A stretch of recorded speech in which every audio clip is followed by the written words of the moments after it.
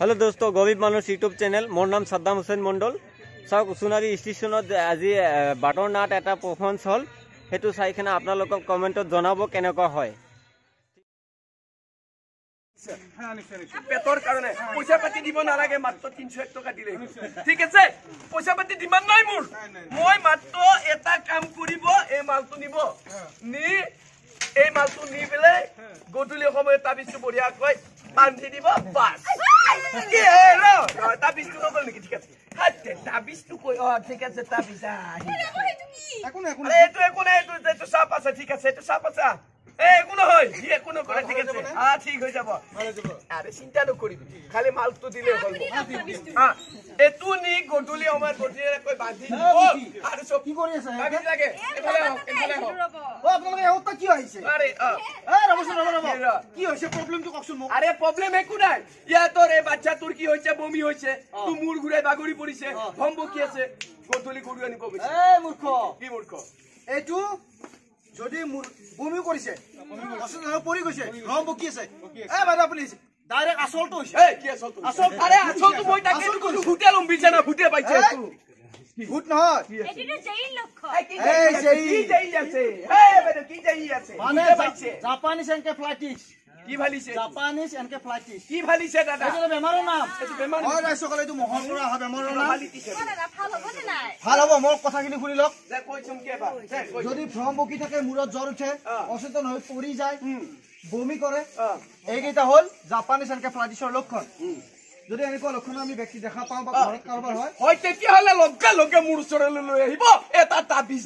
মূৰ্খ কি কথাখিনি ক'ব এইটো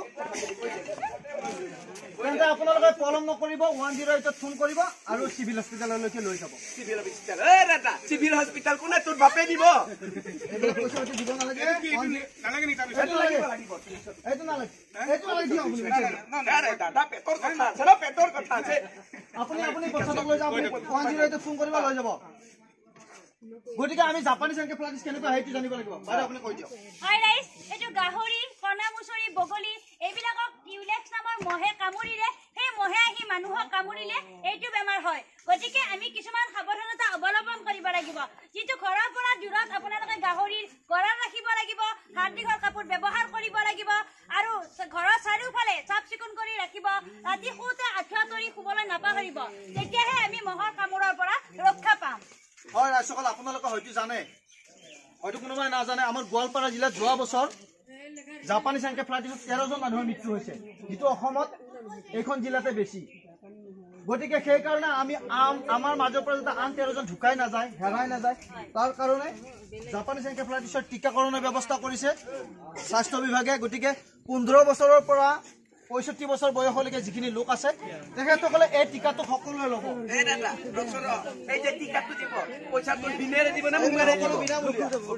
আশা বাইদেউসকলে আপোনালোকৰ এলেকাত এখন লিষ্ট বনাব আৰু অংগনবাড়ী কেন্দ্ৰ হওক বা স্কুল এখনত আপোনালোকৰ এই চিটাটো দিয়াৰ ব্যৱস্থা কৰিব। এই চিটাটো আমাৰ গোৱালপাৰা জিলাত 20 তাৰিখৰ পৰা আৰম্ভ হৈছে, 29 ফেব্ৰুৱাৰীলৈকে চলি থাকিব। আপোনালোকৰ ৱাৰ্ডত যিদিনাখন পৰে আপোনালোকে যদি আপোনালোকৰ নাম কাৰোবাৰ নোসোমায় তাত গৈ নামটো দি আপোনালোকে চিটাটো ল'ব। এতিয়া মোৰ মাইকীটো গৰ্ভৱতী আছে, গৰ্ভৱতী মহিলা হওক বা সৰু বাচ্চা থকা মহিলা হওক, মানে 6 মাহৰ তলত, তেখেতসকলে ডাক্তৰৰ পৰামৰ্শ মতেহে যদি ল'ব পাৰি ল'ব। আৰু যদি কিবা বেমাৰ আজাৰ আছে ডাক্তৰৰ পৰামৰ্শ মতেহে যদি ল'ব পাৰি ল'ব পাৰিব, ডাক্তৰক সুধিব লাগিব।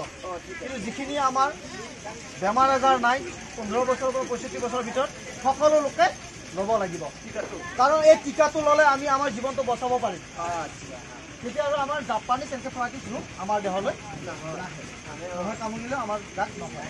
গতিকে ৰাইজসকল ইয়াৰে কোনো ছাইড এফেক্ট নাই, আপোনালোকে ভয় কৰিব নালাগে। আপোনালোকৰ ইয়াতে কোনদিনাখন নিৰ্ধাৰণ কৰে সেই তাৰিখতে আপোনালোকে সকলোখিনিয়ে 15 বছৰৰ পৰা 65 বছৰৰ ভিতৰৰ লোকখিনিয়ে এই চিটাটো ল'ব। বুজি পাইছা? বুজি পাইছা? ঠিক আছে, কি বুজি পাইছা? বুজি পালো, চিটাটো ল'ব লাগিব আমি আৰু ল'ব লাগিব। এটা কথা দাদা, মোৰ ভাল নাই, মানে অলপমান কিবা কিবি আছে, নামটো মোৰ নিদিব নে? আপোনালোকে নিজে গৈ দিব, নিজে যাই দিব।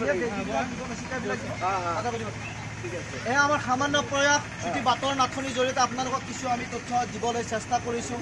যদি আপোনালোকৰ অধিক জানিব লগা থাকে আশা বাইদেউ ANM নাৰ্ছৰ লগত যোগাযোগ কৰিব বা স্বাস্থ্য কেন্দ্ৰলৈ যায় আপোনালোকে এই কথাবিলাক জানিব পাৰিব মোৰ এটা অনুৰোধ আপোনালোকে কোনেও যেতিয়া 15 বছৰৰ পৰা 35 বছৰৰ ভিতৰৰ লোক এই চিজটোৰ পৰা বাদ নপৰে আহক আমি হাতে হাত ধৰো আৰু এখন জাপানীজ এনকেফেলাইটিছ মুক্ত দেশ কৰোঁ ধন্যবাদ ইয়াৰ পৰা আমি বন্ধুসকল ল'ব আপোনালোকে আপোনালোকৰ কাৰণে আহিছোঁ আমি কোনো জাগ্ৰত কৰিবৰ কাৰণে অহা নাই আপোনালোকে টিকাটো ল'ব অকণমান সময় নষ্ট কৰি আপোনালোকে টিকাটো ল'ব নলোৱাকৈ নাথাকিব এইটো সাংঘাতিক এটা বেমাৰ বুজি পাইছে ঠিক আছে আহক বন্ধুসকল